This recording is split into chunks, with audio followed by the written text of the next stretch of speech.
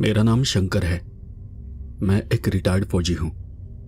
वैसे मैं कहानियां नहीं लिखता, लेकिन मैंने अपना एक अनुभव शिवराज जी के साथ साझा किया था और यह कहानी उसी अनुभव पर आधारित है। जैसे कि मैंने कहा कि मैं एक फौजी हूं। फौज की नौकरी के बाद मेरा घर में मन नहीं लगता था।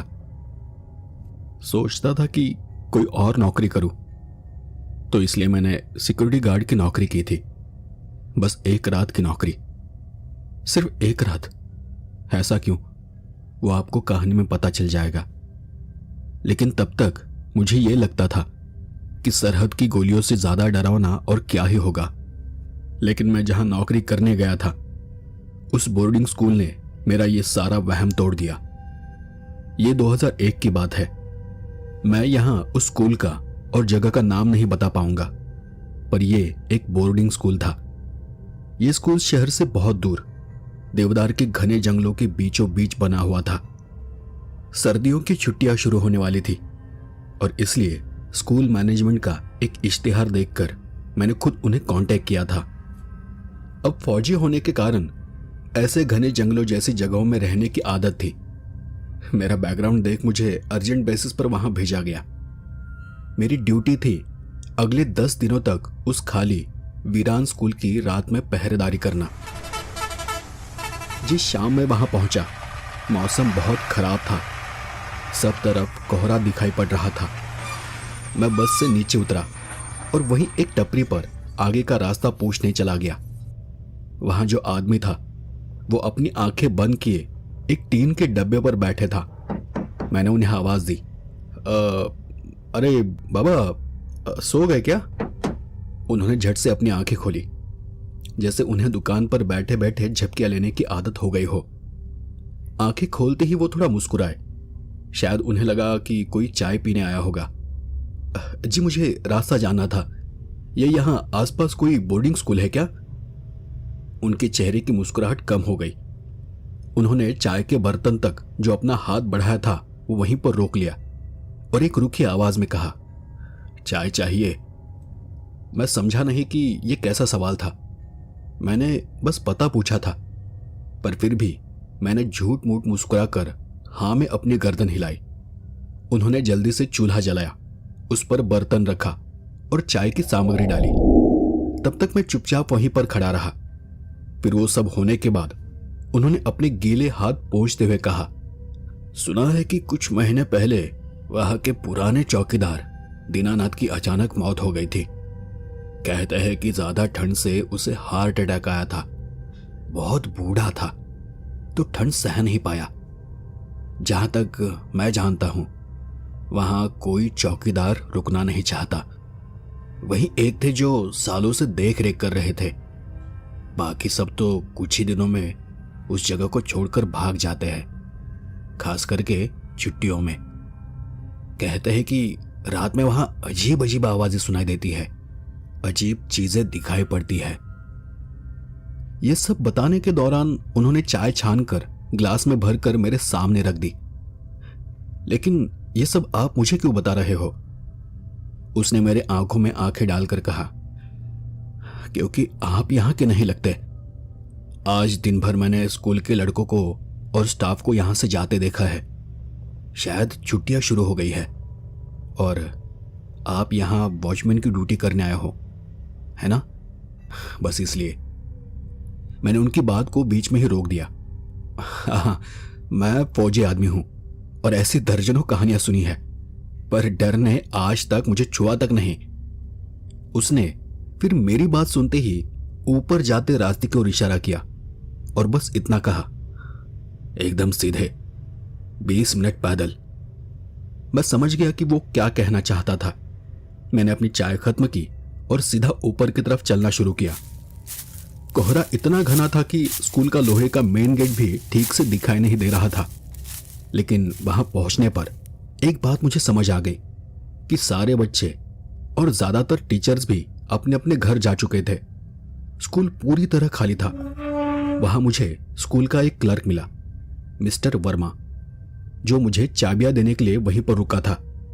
जिनके बारे में मैंने शायद चिट्ठी में पढ़ा था। वह बहुत जल्दबाजी में लग रहा था।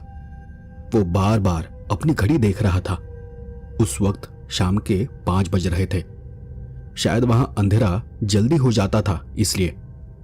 मिस्टर वर्मा एक ठिनगे कद के गंजे सिर वाले आदमी थे। उनकी आंखों पर चढ़ा मोटे कांच का चश्मा उनकी घबराहट को छिपा नहीं पा रहा था। दिसंबर की कड़ाके की ठंड में भी उनके माथे पर पसीने की बूंदें चमक रही थी। वो बार बार अपनी कलाई घड़ी देख रहे थे। उन्होंने मेरी तरफ देखा भी नहीं, बस नजरें चुराते हुए चाबियां मेरी तरफ बढ़ा दी और मिस्टर वर्मा ने चाबियां का गुच्छा मेरी हथेली पर रखते हुए कहा, शंकर जी, मैं वर्मा हूं। ये मेन गेट की चाबी है, ये हॉस्टल की और ये लाइब्रेरी की। अभी इतना वक्त नहीं है कि मैं आपको सब दिखा पाऊं, लेकिन सुनिए, स्कूल के पीछे वाला जो पुराना विंग है उसका ताला मत खोलना और रात में अंदर मत जाना। हो सके तो कल सुबह सब देख सकते हो। मैंने चाबियां जेब में डालते हुए कुतूहल से पूछा, क्यों साहब, मतलब ऐसा क्यों? वर्मा जी ने इधर उधर देखा और दबी जुबान में कहा, वहां रिनोवेशन मतलब मरम्मत का काम रुका हुआ है। इमारत थोड़ी कमजोर है, कुछ गिर गिर गया तो खामखा तकलीफ बढ़ जाएगी। और हाँ, सूरज ढलने के बाद कभी भी पुरानी विंग की तरफ जाते हुए स्कूल के कॉरिडोर में राउंड भी मत लगाना। रात में जितना हो सके अपने गार्ड रूम में ही रहना। मैंने उन्हें थोड़ा हंसते हुए जवाब दिया, साहब मैं फौजी आदमी हूं, चोर उचक्कों से नहीं डरता। वर्मा जी ने अजीब नजरों से मुझे देखा और अपनी गाड़ी स्टार्ट करते हुए कहा, शंकर जी, चोरों का डर होता तो पुलिस को नहीं बुलाते। अच्छा, मैं चलता हूं, आप बाकी अपना ध्यान रखना और जो मैंने आपको बताया है बस उस पर गौर करना। और इतना बोलकर वो तेजी से गाड़ी भगाकर वहां से चले गए जैसे कि कोई उन्हें खदेड़ रहा हो। अब उस विशाल पत्थर से बने स्कूल में मैं अकेला था और मेरे चारों तरफ था तो सिर्फ जंगल और गहरा सन्नाटा। कुछ देर आसपास टहलने के बाद मैं जाकर अपने गार्ड रूम में बैठ गया। रात के 8 बजे होंगे जब मैंने अपना टिफिन खोला। मैं गार्ड रूम में बैठा था जो कि मेन गेट के पास था। सामने स्कूल की लंबी चौड़ी बिल्डिंग अंधेरे में किसी सोए हुए राक्षस जैसी लग रही थी। मैंने एक खाना खाना शुरू ही किया था कि तभी गहरे सन्नाटे को चीरते हुए एक आवाज मेरे कानों पर पड़ी। स्कूल की घंटी? मैं थोड़ा चौंक गया। इतनी रात को स्कूल की घंटी की आवाज कैसे आ सकती है? और स्कूल तो खाली है। हवा से बजी होगी, लेकिन हवा भी इतनी तेज नहीं थी कि मोटी भारी पीतल की घंटी बजा सके। और ऐसा सोचकर मैं टॉर्च और डंडा लेकर गार्ड रूम से बाहर निकला। कौन है वहां? मैंने अपनी भारी आवाज में ललकारा। अब तक घंटी की आवाज बंद हो गई थी, लेकिन अब एक नई आवाज आ रही थी, जैसे कई सारे बच्चे पहाड़ी बोल रहे हो।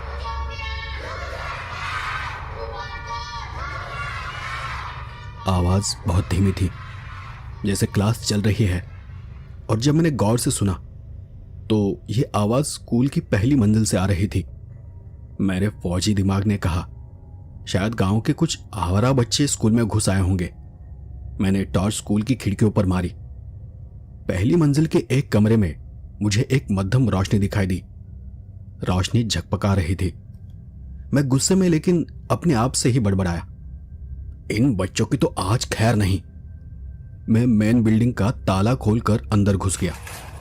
अंदर घुसते ही एहसास हुआ कि अंदर का तापमान बाहर से भी ज्यादा ठंडा है। गलियारा भी बहुत लंबा था और मेरी टॉर्च की रोशनी अंधेरे में कहीं खो जा रही थी।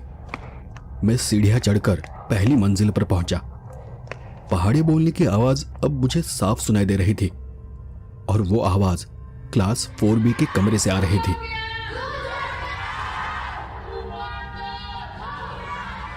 मैं दबे पांव क्लास वाले उस कमरे के पास चला गया। दरवाजा थोड़ा सा खुला था। पतली दरार से मैंने अंदर झांका। अंदर मध्यम पीली रोशनी थी, जैसे किसी कोने में लालटेन जैसी कोई चीज जल रही हो। मैंने जोर से दरवाजा धकेला और एकदम से चिल्लाया, आज तुम्हारी खैर नहीं। दरवाजा खुलते ही एकदम से सन्नाटा छा गया। कमरा खाली था। कोई बच्चे नहीं थे, कोई टीचर नहीं, और ना ही कोई लालटेन जल रही थी। बस ऊपर एक दीवार पर लगा एक बल्ब झकपका रहा था, और वहां सब तरफ सिर्फ धूल से भरी डेस्क और बेंच पड़ी थी। हद है, क्या यह मेरा वहम था? मैंने माथे का पसीना पोंछा और अपने आप में ही सोचने लगा कि ऐसा कैसे हो सकता है। मैं वापस मुड़ने ही वाला था कि मेरी नजर ब्लैक बोर्ड पर पड़ी। उस ब्लैक बोर्ड पर जमी धूल पर ताजी सफेद चौक से लिखा हुआ था, क्लास अभी खत्म नहीं हुई है। वो लिखावट, उसे देख मेरे रोंगटे खड़े हो गए। वो लिखावट ऐसी थी जैसे उसे अभी भी लिखा गया हो। मैं तो दरवाजे पर खड़ा था, फिर ये। तभी कमरे के आखिरी कोने वाली बेंच से एक खिसकने की तेज आवाज आई।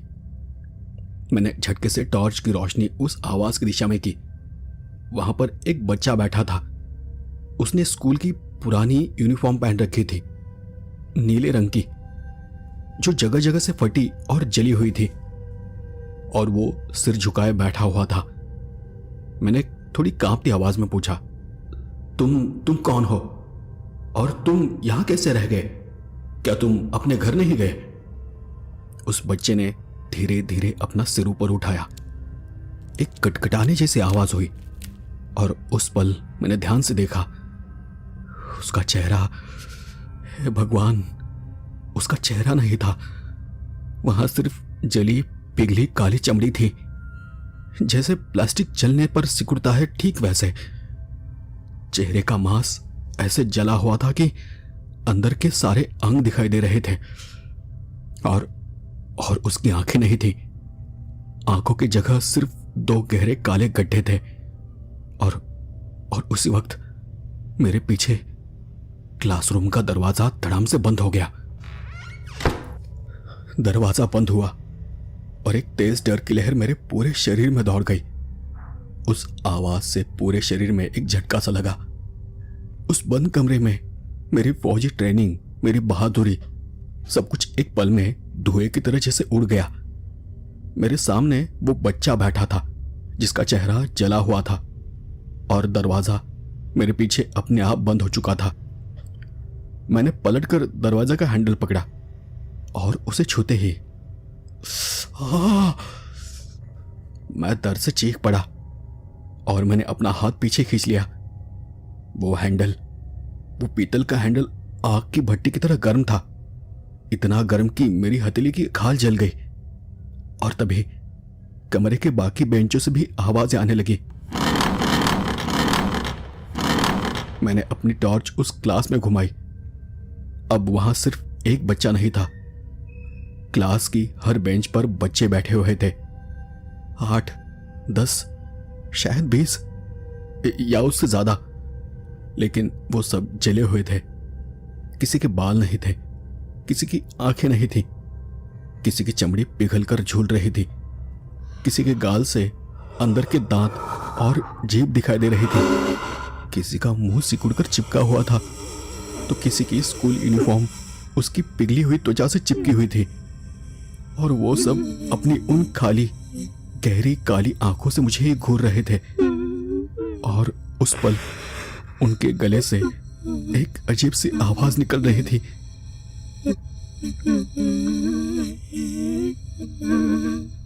कमरे का तापमान, जो कुछ देर पहले बर्फीला ठंडा था, अब अचानक से बढ़ने लगा था।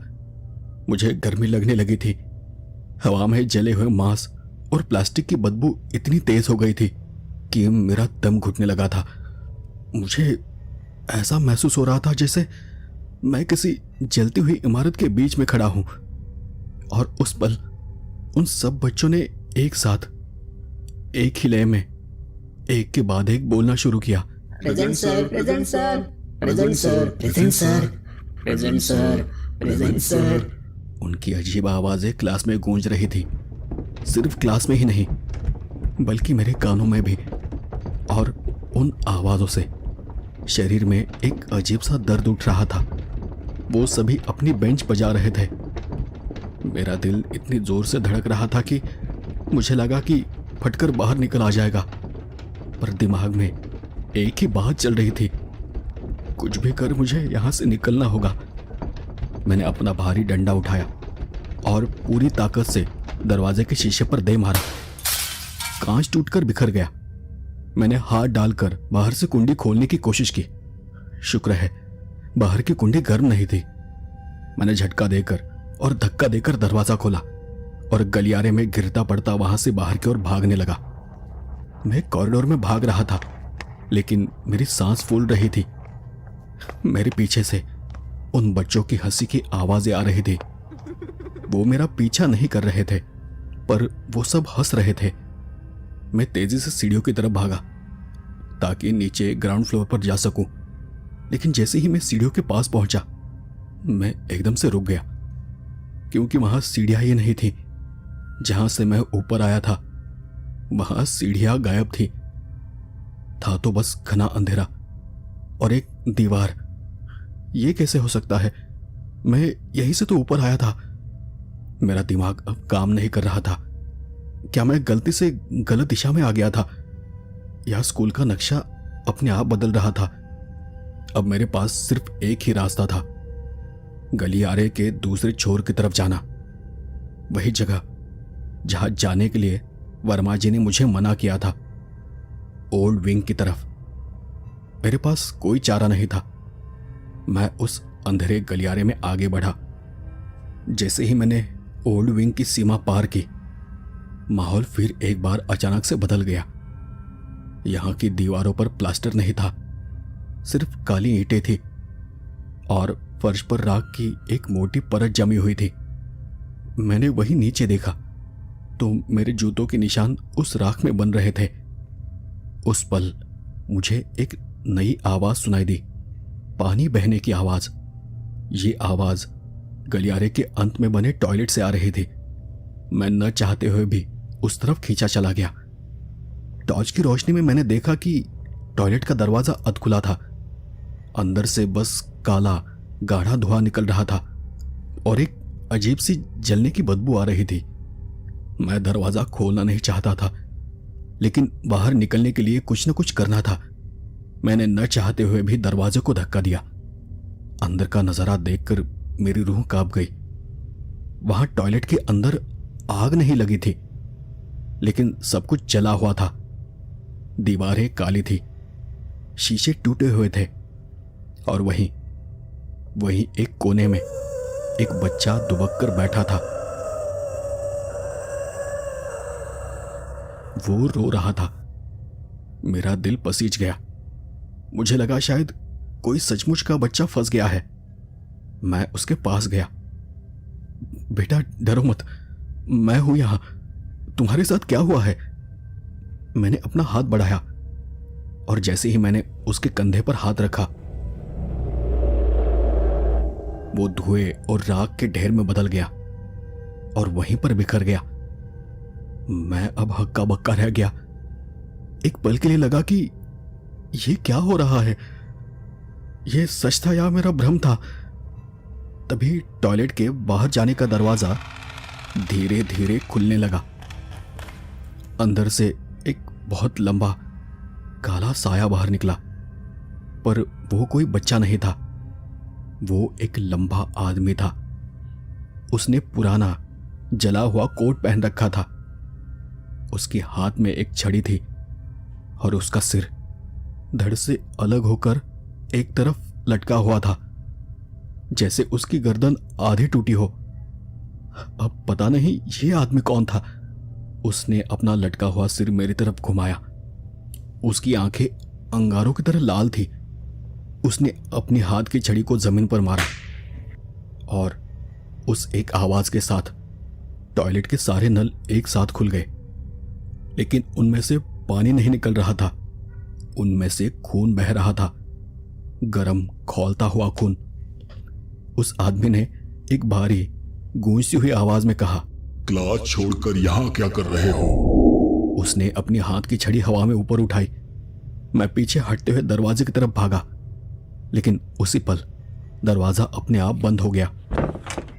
वो अजीब दिखने वाला आदमी गुस्से से मेरी तरफ बढ़ा। उसके चलने से फर्श पर चिंगारियां निकल रही थी। राख में रेखाएं बन रही थी। मैं उस पर चिल्लाया, मैं कोई स्टूडेंट नहीं हूं, मुझे जाने दो, मैं यहाँ का नया चौकीदार हूं। और वो आदमी मुझ पर हंस पड़ा। यहाँ सब एक बराबर है और सजा सबको मिलती है। उसने छड़ी से मुझ पर वार किया। मैंने अपने बचाव के लिए अपना हाथ आगे किया और वो छड़ी मेरे हाथ पर लगी। मुझे लगा जैसे मेरी हड्डी टूट गई है। मैं दर्द से कराहते हुए जमीन पर गिर पड़ा और तब वो मेरे ऊपर खड़ा था और मुझे मारने ही वाला था कि तभी बाहर से स्कूल की घंटी फिर से बजी। घंटी की आवाज सुनते ही उस अजीब आदमी ने अपनी टूटी गर्दन को उस आवाज की दिशा में मोड़ते हुए वो वहीं पर रुक गया। उसका ध्यान भटक गया था। मैंने मौका देखा और अपनी पूरी ताकत लगाकर दरवाजे पर लात मारी। दरवाजा पुराना था, लकड़ी अज्जली थी और थोड़ी सड़ी हुई भी थी और वो दरवाजा एक झटके में टूट गया। मैं फिसलता हुआ वहां से निकला और बाहर गलियारे में लुढ़क गया। फर्श पर गिरते ही मेरी कोहनी और घुटनों में तेज दर्द हुआ, लेकिन उस दर्द ने मुझे होश में ला दिया। मैं मरा नहीं था, मैं जिंदा था और अब मुझे कुछ भी कर इस जगह से बाहर निकलना था, क्योंकि जो भी मेरे साथ हो रहा था, जो भी मैं देख रहा था, वो सब मेरे फौजी दिमाग के बाहर की बात थी। मैं मारता भी तो किसे? मेरा दिमाग खुद सच और भ्रम में फर्क नहीं कर पा रहा था। मेरे पीछे टॉयलेट के अंदर से उस अजीब आदमी की एक भारी आवाज गूंज उठी। क्लास अभी खत्म नहीं हुई है। और उसके साथ ही उसकी छड़ी की जमीन पर पटकने की आवाज आने लगी। वो धीरे धीरे लंगड़ाते हुए मेरी तरफ आ रहा था। मैं हड़बड़ाकर खड़ा हुआ और गलियारे के दूसरे छोर की तरफ भागा। पुरानी विंग का यह हिस्सा बिल्कुल किसी खंडहर जैसा था। छत से प्लास्टर गिर रहा था और जगह जगह ईंटों के ढेर लगे थे। मैं भाग ही रहा था कि अचानक मेरे पैर ठिठक गए। गलियारे के आखिर में जहां पुराना विंग खत्म होता था और स्कूल की मेन बिल्डिंग शुरू होती थी, वहां पर एक लोहे की ग्रिल लगी थी और उस ग्रिल पर एक बड़ा सा ताला लटका हुआ था। वो देख मेरा खून सूख गया, क्योंकि जब मैं अंदर आया था तब तो ये ग्रिल खुली थी। फिर इसे किसने बंद किया? वर्मा जी ने या फिर इस आदमी ने? मेरे पीछे से चलने की आवाज तेज होती जा रही थी। मुझे अंदर मिला वो आदमी अब गलियारे में निकल चुका था। पीछे से आती एक धीमी रोशनी में उसका एक लंबा काला साया दीवार पर किसी राक्षस की तरह बड़ा होता जा रहा था। मैं ग्रिल के पास पहुंचा और उसे पागलों की तरह हिलाने लगा। खोलो, खोलो, कोई है, खोलो इसे, खोलो, कोई है यहाँ। ग्रिल जंग खाई हुई थी, वो हिल तक नहीं रही थी। मैंने अपनी जेब टटोली, चाबियों का गुच्छा। मुझे याद आया, वर्मा जी ने मुझे चाबियों का गुच्छा दिया था। मेरे हाथ तेजी से कांप रहे थे। दिमाग में विचार जितने तेजी से आ रहे थे, उतने तेजी से हाथ पांव काम नहीं कर रहे थे। मैंने लड़खड़ाते और थरथराते हाथों से किसी तरह अपनी पैंट की जेब से गुच्छा निकाला और उसे देखा तो उसमें 10-12 चाबियां थी। कौन सी है, कौन सी है इसमें से? मैं अपने ऊपर ही चिल्लाया। मैंने एक चाबी लगाई, वो नहीं लगी। फिर दूसरी लगाई, वो अंदर घुस तो गई पर वो घूमी नहीं। पर अब पीछे से वो सड़ी हुई जली हुई बदबू मेरे बिल्कुल करीब आ गई थी। वो आदमी शायद अब मुझसे बामुश्किल 10 कदम दूर था। टॉर्च की मध्यम रोशनी में मैंने देखा, उसका सिर अभी भी एक तरफ लुढ़का हुआ था, लेकिन उसकी लाल आंखें सीधा मुझे ही देख रही थी। चेहरे पर एक अजीब सी मुस्कान थी और उससे भी ज्यादा डरावनी बात यह थी कि वो भाग नहीं रहा था, जैसे उसे पता था कि मैं कहीं नहीं जा सकता। उसने अपनी हाथ की छड़ी उठाई और उसे हवा में झटक दिया। हवा में छड़ी चलने की आवाज किसी कोड़े जैसी थी। मैंने किसी तरह तीसरी चाबी लगाई और ताला खुल गया। मैंने झटके से ताला निकाला और ग्रिल को जोर से धक्का दिया। ग्रिल चरमराहट के साथ खुली। जैसे ही ग्रिल खुली मैं दूसरी तरफ कूद गया और तुरंत ग्रिल को खींचकर वापस बंद कर दिया। और उसी पल वो अजीब सा आदमी ग्रिल के उस पार आ पहुंचा। उसने झटपटाते हुए गुस्से से अपना जला हुआ हाथ ग्रिल से बाहर निकालने की कोशिश की, लेकिन जैसे ही उसका हाथ नई इमारत की सीमा में आया, उसकी काली चमड़ी से जलने जैसे धुआं निकलने लगा। और फिर वो ग्रिल के उस पार खड़ा होकर मुझे घूरता रहा। उसने एक खौफनाक मुस्कान के साथ कहा, घंटी फिर बजेगी, स्कूल फिर से खुलेगा और तब तुम्हें छुट्टी नहीं मिलेगी। पर मैं वहां रुका नहीं। मैं मेन बिल्डिंग के गलियारे से होता हुआ सीढ़ियां उतरकर सीधा ग्राउंड फ्लोर की तरफ भागा। मुझे उस स्कूल से बाहर निकलना था और मेन गेट तक पहुंचना था। मैं दौड़ते हुए स्कूल के प्लेग्राउंड में आ गया। बाहर घना कोहरा था। मेरी टॉर्च की रोशनी कोहरे में फैल रही थी, लेकिन ज्यादा दूर का कुछ भी दिखाई नहीं दे रहा था। मैं मेन गेट की तरफ बढ़ रहा था, जो कि मैदान के दूसरी तरफ था। तभी मुझे एक आवाज सुनाई दी। ये किसी पुरानी मशीन के चलने जैसी आवाज थी, या शायद लोहे के रगड़ खाने की। मैंने टॉर्च उस दिशा में घुमाई तो मैदान के एक कोने में बच्चों के खेलने के लिए झूले लगे हुए थे। वहां हवा बिल्कुल बंद थी। पेड़ों के पत्ते तक नहीं हिल रहे थे, लेकिन वो चारों झूले वो जोर जोर से आगे पीछे हो रहे थे, जैसे कोई उन पर बैठा हो और जोर जोर से उन्हें झुला रहा हो। मैं वहीं पर जम गया और सोचने लगा कि क्या मुझे वहां से जाना चाहिए, क्योंकि मेन गेट का रास्ता वहीं से होकर जाता था। तभी बीच वाले झूले पर मुझे कुछ दिखा, शायद एक जूता किसी बच्चे का, आधा जला हुआ। वो जूता किसी ने झूले की सीट पर रखा था और देखते ही देखते वो झूला नीचे दब गया, जैसे किसी अदृश्य वजन ने उस पर दबाव डाला हो। और फिर वो झूला चरमराहट की आवाज के साथ तेजी से आगे पीछे होने लगा। मैं उस अनहोनी को देख ही रहा था कि मेरे कानों में बच्चों की हंसी गूंजने लगी। वो हंसी मासूम नहीं थी, न बच्चों की थी। वो बेहद डरावनी थी, कानों में चुभने वाली थी। उस कोहरे के अंदर से कई छोटी छोटी काली परछाइयां मेरी तरफ दौड़ती हुई दिखाई दी। वो बच्चे थे, वो मेरी तरफ आ रहे थे। मैं अपनी जान बचाकर गार्ड रूम की तरफ भागा। वो मेन गेट के पास ही था। मैंने गार्ड रूम का दरवाजा खोला और अंदर कूदा और जल्दी से दरवाजा बंद करके अंदर से चिटकनी लगा दी। मैं दरवाजे से पीठ सटाकर जमीन पर बैठ गया। मेरी सांसें लोहार की धौंकने की तरह चल रही थी। मेरा पूरा शरीर पसीने से लथपथ था। वहां छुपने के सिवाय मेरे पास और कोई रास्ता नहीं था, क्योंकि आसपास पूरा घना जंगल इलाका था और पता नहीं था कि यहां से जिंदा भाग पाऊंगा या नहीं। बच गया, शायद मैं बच गया। मैंने खुद को तसल्ली दी। मैं अपनी कलाई देख रहा था जहां उस आदमी की छड़ी लगी थी। वहां एक गहरा नीला निशान पड़ गया था और उसमें से जले हुए मांस की बदबू आ रही थी। मतलब जिसे मैं वहम समझ रहा था, यह कोई वहम नहीं था, यह सच था। मैंने गार्ड रूम की खिड़की से बाहर झांका। कोहरे में अब आगे का कुछ भी दिखाई नहीं दे रहा था। झूलों की आवाज भी आनी बंद हो गई थी। आसपास हर तरफ गहरा घना सन्नाटा छा गया था। मैंने सोचा कि सुबह होने तक मैं यहीं अंदर बंद रहूंगा और सुबह होते ही यहां से भाग जाऊंगा। मैंने अपने लिए थोड़ा पानी पीने को उठाया।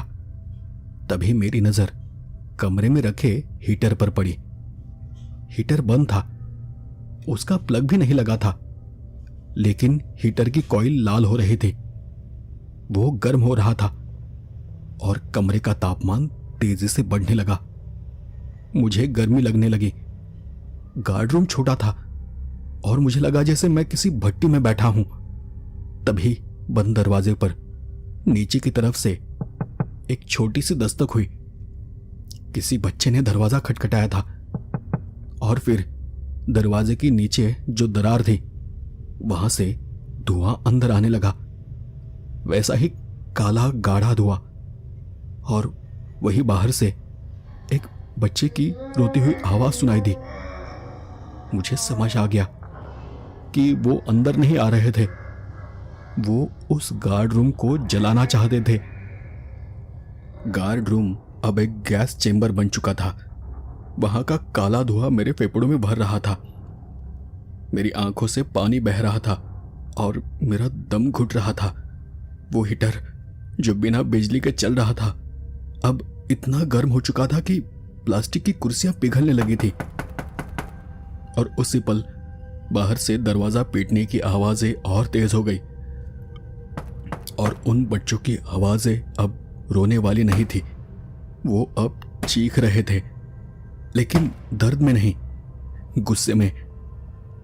मुझे समझ आ गया था कि वो मुझे उसी दर्द का एहसास कराना चाहते थे जिससे वो खुद गुजरे थे, कि वो चाहते थे कि मैं भी उसी आग में तड़प कर मर जाऊं। नहीं, मैं यहां नहीं मरूंगा। मैंने अपना मुंह कमीज से ढका और अपनी भारी टॉर्च उठाई। मेरे पास दरवाजा खोलने का विकल्प नहीं था क्योंकि बाहर मौत खड़ी थी और एकमात्र रास्ता था और वो था खिड़की। मैंने पूरी ताकत लगाकर टॉर्च खिड़की के शीशे पर मारी। कांच टूटकर बिखर गया। बाहर की ठंडी हवा का एक झोंका अंदर आया जिसने मुझे थोड़ी राहत दी। मैंने बिना एक पल गंवाए और कांच के नुकीले टुकड़ों की परवाह किए बिना खुद को खिड़की से बाहर धकेलना शुरू किया। मेरा आधा शरीर बाहर निकल चुका था कि तभी किसी ने मेरा बायां पैर पकड़ लिया। वो पकड़ वो किसी बच्चे की हाथ की नहीं थी, वो लोहे के शिकंजे जैसी मजबूत और आग जैसी गर्म थी। मैंने पीछे मुड़कर देखा। कमरे के अंदर उस काले धुएं के बीच वही बेजान आदमी खड़ा था। उसका सिर अभी भी एक तरफ लटका हुआ था। उसकी लाल आंखें धुएं जैसे चमक रहे थे। उसने अपना लंबा जला हुआ हाथ बढ़ाकर मेरा टखना जकड़ रखा था। उसने फिर अपनी फटी हुई आवाज में कहा, क्लास अभी भी खत्म नहीं हुई है। मेरी चमड़ी जल रही थी, दर्द असहनीय था। मैं जोर से चिल्लाया, छोड़ मुझे, छोड़ मुझे, छोड़, और अपने पूरे पैर से उसके जले हुए चेहरे पर लात मारी। मेरा जूता उसके जबड़े पर लगा। उसकी पकड़ ढीली हो गई। मैंने एक जोर का झटका दिया और खुद को खिड़की से बाहर गिरा दिया। मैं बाहर की गीली मिट्टी और कोहरे में धड़ाम से नीचे गिरा। मेरे हाथ और चेहरे पर कांच से कटने के निशान बने थे, लेकिन अब मैं आजाद था। मैं किसी तरह उस जगह से उठा और मेन गेट की तरफ भागा, लेकिन मेन गेट वो तो लोहे की जंजीरों से जकड़ा हुआ था और उस पर एक बड़ा सा ताला लगा था। वो ताला जो मैंने ही लगाया था। मेरा ध्यान पीछे से आती आवाज की तरफ गया। पीछे से गार्ड रूम की खिड़की से वो आदमी बाहर निकल रहा था। उसका शरीर किसी सांप की तरह खिड़की से रेंग कर बाहर आ रहा था और उसके पीछे दर्जनों जले हुए बच्चे वो खिड़की से झांक रहे थे। मेरे पास गेट खोलने का, ताला खोलने का समय नहीं था। मैंने स्कूल की बाउंड्री वॉल की तरफ दौड़ लगाई। दीवार करीब 8 फीट ऊंची थी और उसके ऊपर कांटेदार तार लगे थे, लेकिन फौज की ट्रेनिंग आज काम आने वाली थी।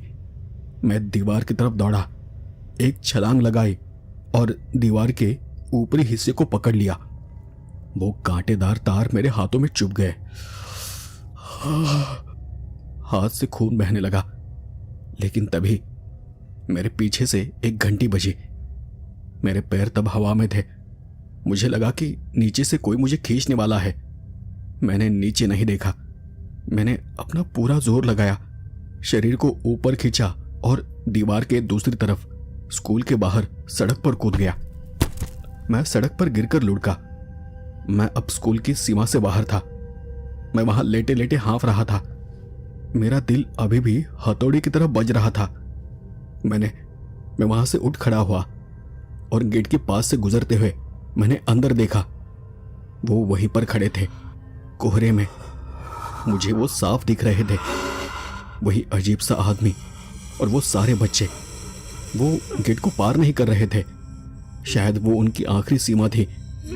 उस मरे आदमी ने अपनी गर्दन घुमाकर मुझे देखा। उसका चेहरा भावहीन था। उसने धीरे से अपना हाथ उठाया और हवा में लहराया, जैसे वो मुझे अलविदा कह रहा हो, या शायद कह रहा हो कि फिर मिलेंगे।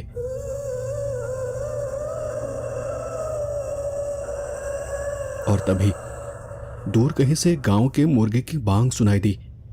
शायद सुबह हो रही थी, पर घने पेड़ों की वजह से अब भी वहां अंधेरा था। मैं बिना कुछ सोचे वहां से भाग खड़ा हुआ और बस पागलों की तरह भागता रहा। कुछ देर बाद क्या हुआ होगा मुझे पता नहीं, क्योंकि जब मुझे होश आया तब मैं अस्पताल में था। पता चला कि गांव वाले मुझे अस्पताल ले गए थे। मेरे पूरे शरीर पर जलने के और कटने के निशान थे। डॉक्टर हैरान थे कि ठंड की रात में, जबकि मैं जहां गया था वहां कोई आग भी नहीं लगी थी, फिर भी मैं जला कैसे। मेरे बाएं टखने पर, जहां उस अजीब आदमी ने पकड़ा था, वहां 4 गहरे काले निशान छप गए थे। डॉक्टर ने मुझे कहा कि शायद ये केमिकल बर्न जैसा है। वो निशान आज भी मेरे पैर पर है। मैंने उसी दिन वो नौकरी छोड़ दी। मेरी वो एक दिन की नौकरी ने मुझे एक अलग दुनिया से मिलवाया था, जो आज तक मैंने बस सुनी थी। उस दिन के बाद मैं अपना सामान भी लेने वापस नहीं गया। वर्मा जी, वहां के हेड क्लर्क, मुझसे मिलने अस्पताल आए थे। तब मैंने उनसे गुस्से में पूछा, आपने मुझे उस जगह के बारे में ठीक से बताया क्यों नहीं? वर्मा जी ने सिर झुका लिया और अपनी आंखें नीचे कर कहा, शंकर जी, स्कूल बंद होने वाला था, सब जा चुके थे, बस मैं बाकी था। और ऊपर से वहां कोई गार्ड रुकने को तैयार ही नहीं था। हमें लगा कि आप फौजी हैं, शायद आप संभाल लेंगे। संभाल लेंगे? मुर्दों को कोई नहीं संभाल सकता वर्मा जी। वर्मा जी ने कांपती आवाज में उस रात का सच उगला। शंकर जी, 1996 की बात थी। हेडमास्टर खुराना अनुशासन का नहीं, अपनी सनक का गुलाम था। सर्दियों की छुट्टियां शुरू हो चुकी थी, लेकिन उसने क्लास 4B के उन बच्चों को घर नहीं जाने दिया, क्योंकि उन बच्चों ने उनकी कोई बात नहीं मानी थी या उनका कोई काम नहीं किया था। उस हेडमास्टर ने उन्हें दिन भर क्लासरूम में बंद कर दिया और खुद बाहर छड़ी लेकर पहरा देने लगा। वो बच्चे भूखे प्यासे थे और अपना विरोध जताने के लिए और शायद हेडमास्टर को डराने के लिए कुछ शरारती बच्चों ने अपनी कॉपी के पन्ने जलाकर दरवाजे के पास डाल दिए। लेकिन वो स्कूल लकड़ी और पुरानी वर्निश का बना था। आग भड़क गई। आग भड़कने में देर नहीं लगी। बच्चे चीखने लगे। वो बाहर आना चाहते थे, लेकिन वो हेडमास्टर, वो सनकी आदमी, वो आग देखकर भागा नहीं। उसे लगा कि बच्चे नाटक कर रहे हैं। उसने बाहर से कुंडी लगा दी और उन्हें अंदर ही बंद कर दिया। जब तक उसे एहसास हुआ कि आग असली है, तब तक बहुत देर हो चुकी थी। उसने दरवाजा खोला। कुछ बच्चे जो आग से बहुत ज्यादा झुलस गए थे, पर किसी तरह जिंदा थे, वो टॉयलेट की तरफ भागे। उन्हें लगा कि पानी से उनकी जलन कम हो जाएगी, उनकी जान बच जाएगी। उन्होंने नल चालू किए, पर उसका असर उल्टा हुआ। वो भी वहीं पर मर गए। तब तक आग इतनी बढ़ चुकी थी कि आग की लपेटों ने पूरे विंग को घेर लिया। हेडमास्टर भी उसी कॉरिडोर में जलकर मरा और वो बच्चे क्लासरूम के अंदर। उस दिन के बाद से वहां उनकी आवाज सुनाई देती है, उनकी चीखें सुनाई देती है। और वो बच्चे शायद आज भी छुट्टी का इंतजार कर रहे हैं, जो उन्हें कभी मिली ही नहीं। मैं वर्मा की बात सुन रहा था, पर मैंने जवाब में कुछ नहीं कहा। मेरे साथ हुई उस घटना को 20 साल से ऊपर हो गए हैं। वो स्कूल आज भी चलता है। सुना है कि उन्होंने अब पुरानी विंग को तोड़कर वहां पर ग्राउंड बना दिया है, जो कि रात में बंद रहता है, और उस जगह को भी शांत किया गया है। लेकिन मुझे पता है, नींव बदलती है, जमीन की भूख नहीं मिटती। उस घटना ने इतना गहरा जख्म छोड़ा है कि मैं आज भी कभी कभी ठीक से सो नहीं पाता, क्योंकि कभी कभी जब मैं गहरी नींद में जाने वाला होता हूं तो मुझे अपने कानों में उन बच्चों की हंसी और चीखें सुनाई देती है।